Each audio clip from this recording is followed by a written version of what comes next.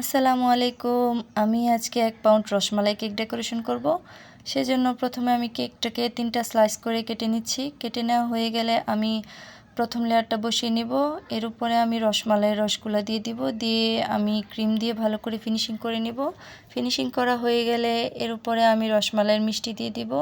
তারপরে আমি আগে থেকেই কাঠবাদাম, কাজু বাদাম কুচি করে রেখেছি, এগুলা দিয়ে দিব। এগুলা দেওয়া হয়ে গেলে আমি দ্বিতীয় লেয়ারটা বসিয়ে দিব।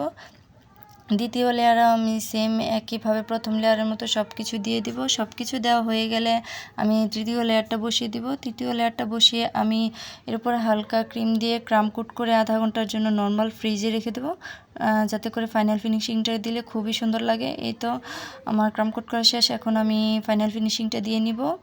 আমি এই কেকটা আজকে প্রথমবার বানাচ্ছি, আর এই ভিডিওটা আমার জন্য আজকে প্রথমবার। আমি খুব বেশি ভয় পাচ্ছি, জানি না কেমন হবে।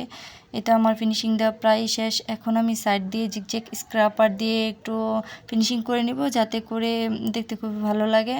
এরপর আমি 1M নজেল দিয়ে এটাকে ডেকোরেশন করে নিব। আমার পাইপিং ব্যাগটা একটু ছিদ্র হয়ে গেছিলো, সেজন্য ক্রিম কিছুটা বেরিয়ে যাচ্ছে।